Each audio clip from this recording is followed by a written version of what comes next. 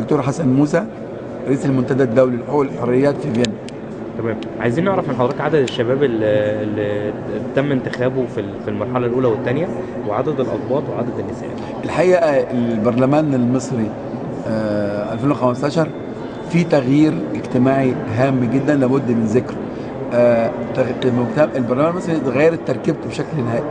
احنا الان عندنا ولاول مره 73 امراه منتخبه زائد 14 هيتضموا بحكم قانون ان الرئيس هيضم 28 نصهم من السيدات، فبقى عندك 87 مرأة في البلد المصري، وهذا رقم هام في تاريخ الحرب البرلمانية المصرية. عندنا رقم ثاني الاكثر اهمية انا رأيي انه 36 نائب قبطي تم انتخابه بهذا البرلمان، ودي مسألة بغاية الأهمية. وانا حقيقة سعيد انه هناك هذا المناضل الشرس الدكتور سمير غطاس ينجح، ومن اول مرحلة يعني من اول شوط في دائرة مدينة نصر، فده تعبير عن ان الشعب المصري بيختار قياداته بوعي، خاصة مدينة نصر دي مطلعة قيادات كتير قوي بوعي اختاروا. ولذلك من هنا بنهني الدكتور سمير غطاس، بنهني النواب الاخوات اللي حجزوا 36 مقعد في هذا البرلمان. لكن ايضا هذا البرلمان في تغيير هام، ان احنا عندنا 17 برلمانيا شابا تحت سن ال 35، وهذا يحدث لاول مرة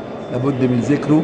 وانا اعتقد ان هذا البرلمان هيخيب امل ناس كتير انها تكون برلمان فاشل، يكون برلمان الضروره هيفرض على الناس ضروره انهم يغيروا هذا الواقع ويتعمل ان شاء الله برلمان جديد، وفي فرسان هنشوفهم ونكتشفهم في الفتره الجايه. طب ذوي الاعاقه ذوي الاعاقه قد ايه؟ ذوي الاعاقه هناك في 8 مصريين في الخارج و8 ذوي الاعاقه حسب الدستور، ده برضو جديد في البرلمان المصري. وعدد اللجان يا فندم اللي تم متابعتها خلال المرحله الاولى والثانيه؟ احنا رجعنا كل اللجان، احنا رجعنا 10 محافظات او 12 محافظه في الاول و12 محافظه في الاخر.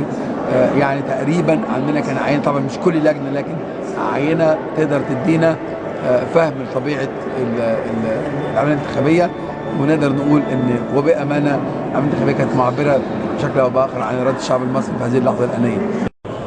فندم، تعليق حضرتك ايه على الاخطاء الجسيمه اللي كانت في العمليه الانتخابيه؟